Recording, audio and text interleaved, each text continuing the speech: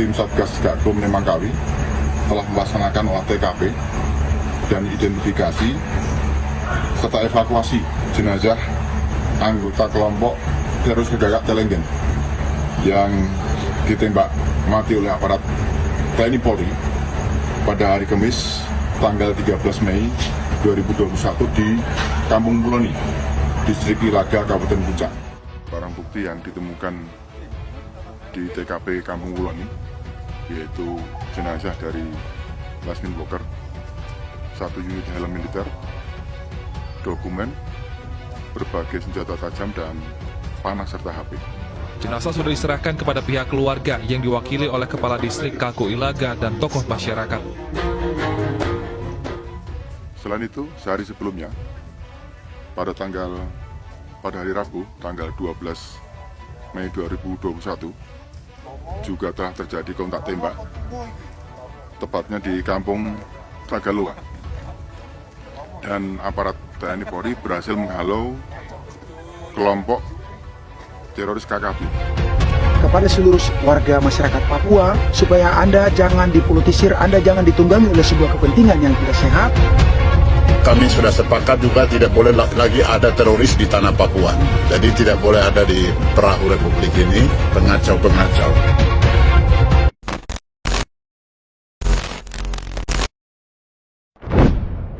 Cerita lengkap TNI dan Polri serbu 3 markas KKB Papua sekaligus sosok penyelenggara perang ditembak.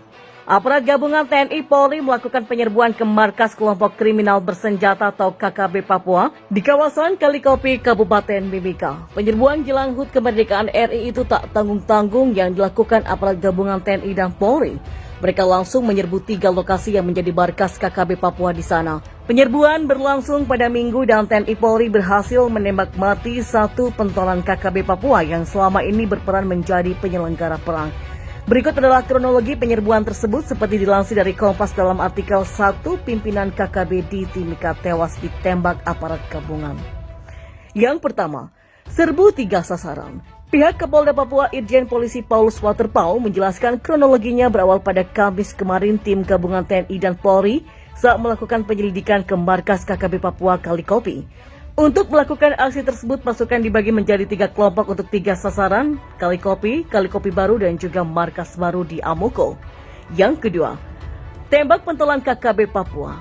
Tim gabungan kemudian melakukan penyisiran di sekitar Kalikopi dan menemukan lokasi persembunyian pentolan KKB Papua Hengki Wamang. Hengki Wamang berhasil ditembak mati oleh TNI dan Polri saat itu.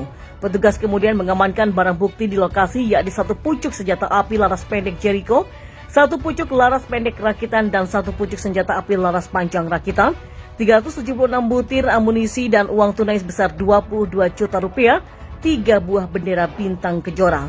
Pada pukul 6 waktu Indonesia Timur di Kalikopi, tim gabungan melakukan penindakan terhadap anggota KKB Papua di Makodab 3 Timika. Hasilnya ada 1 orang pimpinan KKB Hengki Wamang yang meninggal dunia. Ujar Kapolda Papua Irjen Polisi Paulus Waterpau di Jayapura. Yang ketiga, Hengki Wamang sebagai penyelenggara perang.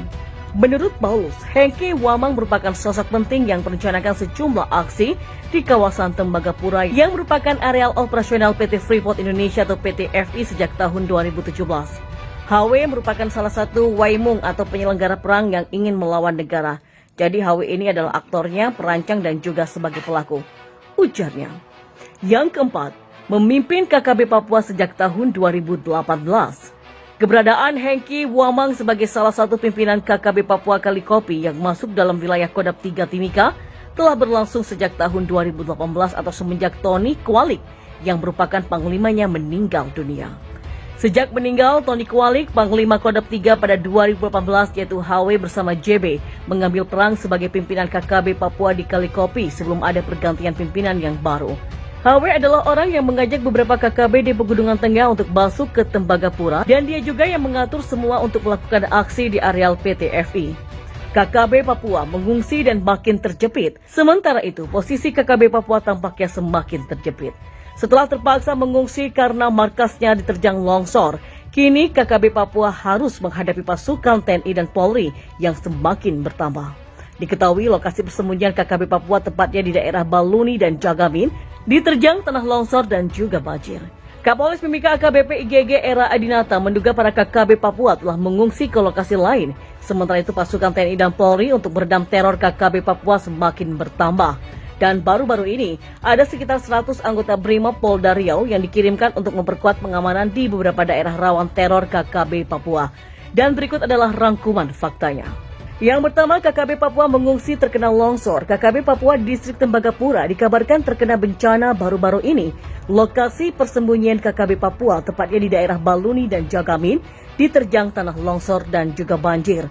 Era mengatakan dari pemantauan yang dilakukan oleh aparat gabungan KKB Papua dari berbagai wilayah terakhir, terdeteksi masih berada di wilayah Distrik Tembagapura, tepatnya di daerah Baluni dan juga Jagamin.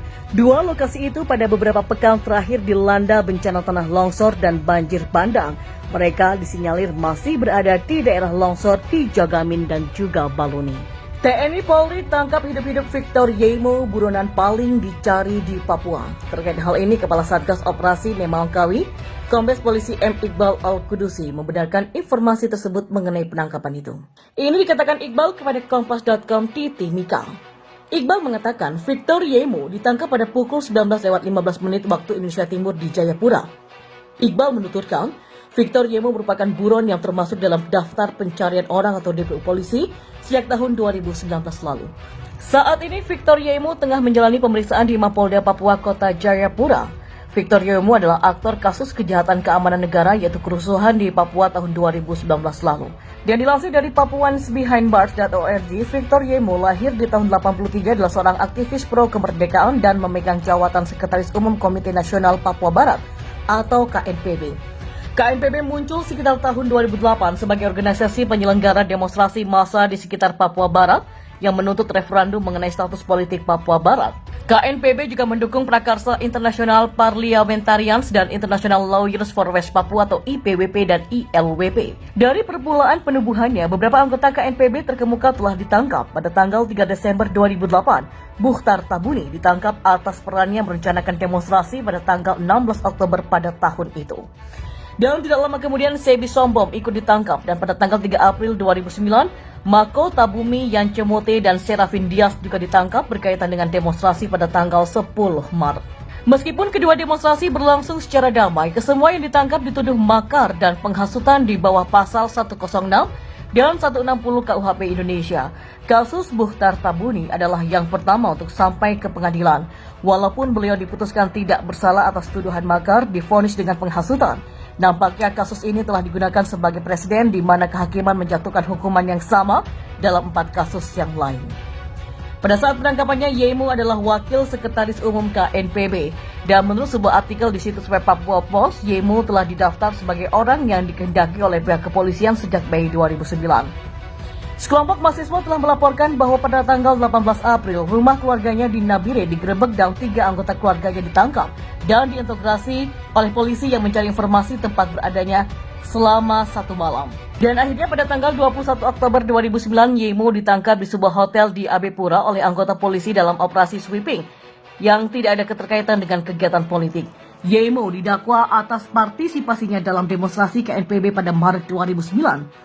Dan menurut sebuah laporan dari sidang pengadilan yang dilaporkan di surat kabar Bintang Papua, ia dituduh atas sebab berteriak Papua di mana kerumunan menjawab merdeka, langsung otonomi khusus di mana orang banyak berteriak tidak, dan referendum yang disebut yang disambut dengan respon ya.